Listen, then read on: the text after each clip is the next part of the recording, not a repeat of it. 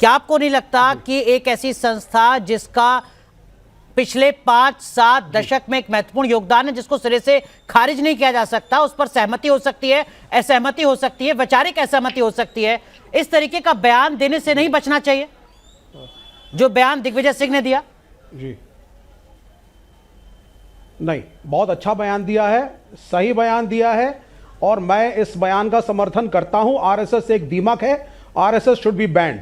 इसको सरदार पटेल जी के समय बैन कर दिया गया था, गांधी जी की हत्या के बाद, और उसके बाद माफीनामा गोवलकर जी ने लिखा और फोर्स किया गया उनको कि यू प्लीज जस्टिफाई कि आप कोई भी एंटी नेशनल एक्टिविटी नहीं करेंगे। तब गोवलकर ने लिख करके दिया कि we will remain only a cultural organisation not politically active, पूरा लिखित में दिया है ये माफीनामा गुरु गोवलकर ने।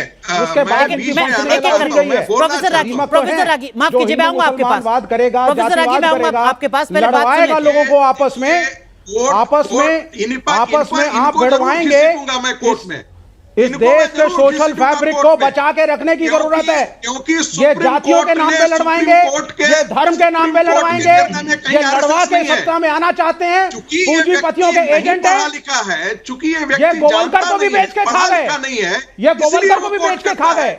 गोवलकर स्वदेशी कहते थे और यहाँ आरएसएस का प्रधान सेवक नरेंद्र मोदी 100% एफडीआई की बात करता है। जो जजमेंट आया है, दो इनका कुछ नहीं है। 2018 का जजमेंट भी पढ़ो ना। ये सिर्फ सत्ता में आने के लिए बीजेपी इनका पॉलिटिकल माउथपीस है। प्रोफेसर संगीत रागी, मैं आऊंगा आपके पास, लेकिन विवेक श्रीवास्तव जितने दम के साथ आप यहाँ स्टूडियो की बहस में कह रहे हैं कि आरएसएस पर प्रतिबंध लगना चाहिए, 30 साल तक, लगभग 30 साल तक पश्चिम बंगाल में एक ही पॉलिटिकल पार्टी सत्ता में रही जिसको आप सपोर्ट करते हैं। क्या राज्य में प्रतिबंध लगा दिया गया? त्रिपुरा में लंबे वक्त तक आप सत्ता में रहे, क्यों नहीं प्रतिबंध लगाया गया? जो राज्य के स्तर पर कदम उठाए जा सकते थे वो क्यों नहीं उठाए? इसीलिए मैंने शुरुआत में आलोक शर्मा साहब से भी यही सवाल पूछा था, ये बयान रस्म आएगी क्यों चुनाव से पहले? कथनी और करनी में अंतर क्यों विपक्ष का? हाँ बिल्कुल, मैं बोलूंगा आपको। 35 साल लेफ्ट का, आप सुनिए ना, पहले सुनिए मुझको। 35 साल लेफ्ट का शासन रहा है, लेफ्ट वहां पर वेस्ट बंगाल में कम्युनल राइट्स होने नहीं दिए और हिम्मत नहीं थी कि आरएसएस वाले आकर के, अरे सर स्टेट में बैन कर देते ना संघ को। लेफ्ट का शासन है, स्टेट में बैन कर देते ना। 35 साल बैन रही क्या पश्चिम बंगाल में संघ स्टेट में? बिल्कुल बैन ही समझिए क्या? अरे समझिए और करने में बहुत अंतर होता है विवेक श्रीवास्तव साहब। कहां थे? ना ऐसे शब्दों के मायाजाल में मत फंसाइए। आप ये कहिए कि ये हमारी चूक रही, आप ये कहिए कि हमारी चूक रही, हम नहीं कर पाए 35 साल तक सत्ता में रहते हुए, या ये कहिए कि सिर्फ स्टूडियो में इस तरीके के बयान देते हैं समाज को गुमराह करने के लिए। दोनों में से कोई एक बात है, या तो 35 साल के शासन की विफलता है आरएसएस के मोर्चे पर, या स्टूडियो में सिर्फ रस्मदाई की बयान है। विवेक श्रीवास्तव, अरे भाई कौन से शासन की विफलता? कहां है आरएसएस?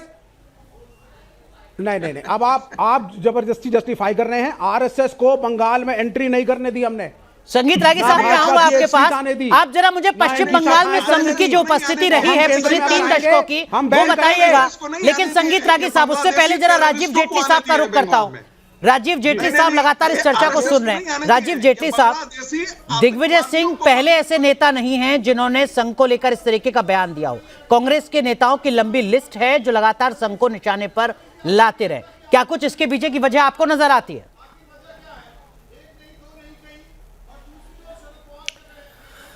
अनुराग जी, जब कोई काम, अच्छा काम आगे बढ़ता है तो वो शक्ति का स्वरूप ले लेता है और कई लोगों को शक्ति से डर लगता है। जब भी कोई अच्छा काम आगे बढ़ता है, बुरा काम तो आगे बढ़ नहीं सकता, उसका तो अंत होता ही होता है। जैसे कांग्रेस पार्टी का अंत हो चुका है। जो अच्छा करेगा वो आगे बढ़ता जाएगा, और मैं दोबारा कोट कर रहा हूं, शक्ति का स्वरूप ले जाएगा। जो लोग हिंदू और हिंदुत्व की परिभाषा बता रहे हैं, उन लोगों से कभी आपने पूछा है कि आइए हम अहमदियों पे चर्चा करते हैं, आइए हम शिया पे चर्चा करते हैं, आइए हम सुन्नी पे चर्चा करते हैं? नहीं करते हैं वो लोग। उनका सबसे जो सहुदत वाली बात आती है वो हिंदू और हिंदुत्व में आ जाती है। और देखिए, राहुल गांधी जी ने पीछे एक स्टेटमेंट जो राजस्थान में दी थी, उसके अंदर बोला था कि जो आगे से खंजर घोंपता है वो हिंदू कहलाता है, और जो पीठ पे खंजर खोलता है वो हिंदुत्व कहलाता है। मतलब हिंदू हत्यारा, आगे से घोंपने वाला भी हत्यारा हिंदू, पीछे से घोंपने वाला भी हत्यारा हिंदुत्व, दोनों ही हत्यारे। और जो बाकियों के बाकी जिन समाज के साथ ये लोग चलते हैं उन्हें कहीं ना कहीं डिफेंड करते हुए नजर आते हैं, उन पर चर्चा भी नहीं करते। उन्हें तो ये कहते हैं कि हम आप ही की पार्टी हैं। उर्दू सम्मेलन में कहते हैं हमारी तो पार्टी ही मुसलमानों की पार्टी है। अरे भाई इनसे पूछिए आलोक जी से, आलोक जी अगर इस देश के अंदर हिंदू ना होते तो आपका नाम आलोकुद्दीन होता, आलोक शर्मा ना होता।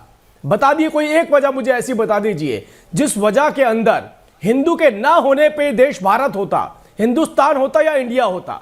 यह हो ही नहीं सकता था। जिस आधार पे आपने देश को बांटा था वो आधार ही धर्म था। तो अगर यह भी ना रह जाते तो आप भी आलोकुद्दीन होते, ये विवेक जी का भी कुछ और नाम होता। ये आज इतनी जोर से चिल्ला नहीं रहे होते, ये भी नहीं कह रहे होते मैं आपको कोर्ट में खींचूंगा, क्योंकि ये अधिकार भी आपके पास ना होता।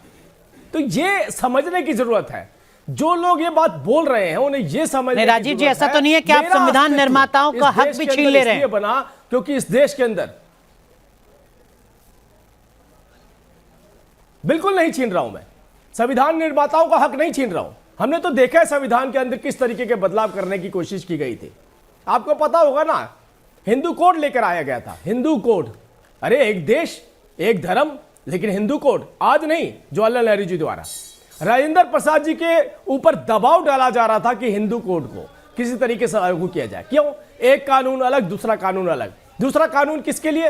अगर कोई उस व्यक्ति मुसलमान है उसके ऊपर कोई कानून लगाएंगे तो उसमें खौफ पैदा होगा कि मैं इस देश में इनसिक्योर महसूस कर रहा हूं। यह प्रथा तब से शुरू कर दी गई थी और गाली आज दी जा रही है। अरे भाई जिन लोगों की वजहों से आपके नाम है आप उन्हें गाली दे रहे हैं, उनके अस्तित्व के ऊपर उंगली उठा रहे हैं, उन्हें दीमक बता रहे हैं। कोड आपका एक ही है, दीमक तो आप लोग हैं। मैंने हिंदू मुसलमानों दोनों का क्रिमिनल कोड एक है सर। आपने पूजा पाठ और पद्धति को छोड़ करके क्रिमिनल कोड एक है। गहराई से खड्डा कर दिया, किसी को पता नहीं चला। आप लोगों ने अनुराग जी, पश्चिम बंगाल के और हिंदू यहाँ सुरक्षित था, है, रहेगा। विवेक श्रीवास्तव मैं आऊंगा आपके पास, विवेक श्रीवास्तव मैं आऊंगा आपके पास। आप बताइएगा जरूर आंकड़ों के लिहाज से कि 3 दशक तक 35 साल तक जब लेफ्ट का राज था पश्चिम बंगाल में, तो संघ को प्रतिबंधित करने के लिए क्या कुछ कदम उठाए गए थे। और प्रोफेसर संगीत रागी से पूछूंगा कि पश्चिम बंगाल में पिछले 3-4 दशकों में संघ की भूमिका किस तरीके की रही है। अगर बड़ा अंतर है तो बड़ा सवाल विवेक श्रीवास्तव साहब आपसे भी है। लेकिन आलोक शर्मा साहब, विवेक जाऊंगा आपके पास एक एक करके। आलोक शर्मा साहब कुछ सवाल पूछना चाह रहे हैं, आप कहिए। देखिए, दुर्भाग्य है कि मीडिया पर बैठकर हिंदुओं के ठेकेदार चैनल के गेस्ट को कहते हैं कि आपका नाम तो खान होता, आलोकुद्दीन होता, और काउंटर नहीं करता है मीडिया का एंकर। बड़ा दुर्भाग्य। अनुराग जी, आपसे ऐसी उम्मीद नहीं। शायद आप सुन नहीं पा रहे हैं सर। आप लोकतंत्र के चौथे। आलोक शर्मा साहब, शायद आपने सुना नहीं, मैंने राजीव जेटली साहब से कहा कि कहीं आप संविधान निर्माताओं का हक तो नहीं मार रहे हैं। आप शायद मेरे सवाल को सुनना नहीं चाह रहे हैं या फिर सुन नहीं पा रहे हैं। तकनीकी कुछ दिक्कत हो सकती है सर। अनुराग जी, इतना डर के कहेंगे क्या आप? इतना डरते हैं आप लोग बीजेपी से? कोई बात नहीं, खैर आप देखिएगा। ना मुझे आपसे ऊर्जा की जरूरत है और ना आपसे सर्टिफिकेट की जरूरत है। आलोक शर्मा साहब, बड़े अदब से आपसे कह रहा हूं, जो सीधा सवाल मैं आपसे पूछ रहा हूं वही सीधा सवाल राजीव जेटली साहब से भी पूछ रहा हूं। बयान दिग्विजय सिंह का है जिस पर सीधा सवाल आपसे पूछा जाएगा। देखिए, व्यक्तिगत टिप्पणी अगर यहाँ हिंदुओं के ठेकेदार हिंदुत्व के ठेकेदार करेंगे तो सवाल आपसे भी पूछा जाएगा। तो आप सुनिए ना, जिस एंकर की भूमिका को आप कटघरे में खड़ा कर रहे हैं वो एंकर सवाल क्या कर रहा है उसके काउंटर में, उसको भी सुन लीजिए सर। तकनीकी दिक्कत है तो बताइए, मैं अपनी ब्रॉडकास्ट टीम से बोलता हूं आप तक आवाज साफ पहुंचे। कोई तकनीकी दिक्कत नहीं है, मुझे सब सुनाई दे रहा है और दर्शक भी सब समझ रहे हैं। हिंदू कोड बिल आया 1956 में, आरएसएस ने विरोध किया। उसके बाद इनकी सरकार चले 7 साल, 8 साल मोदी जी को हो गए और 6 साल अटल बिहारी वाजपेयी जी रहे। बाबू ने भी विरोध किया था। तो अरे भाई सुनिए ना जरा, मैं पूछ रहा हूं कि आपकी सरकार चलते चलते 16 साल हो गए और इस बार तो पूर्ण बहुमत है, तो सरकार क्या पकौड़े तल रही है? उसको क्यों नहीं स्क्रैप कर दिया आप लोगों ने? खत्म क्यों नहीं कर दिया? खैर वापस आते हैं मुद्दे पर।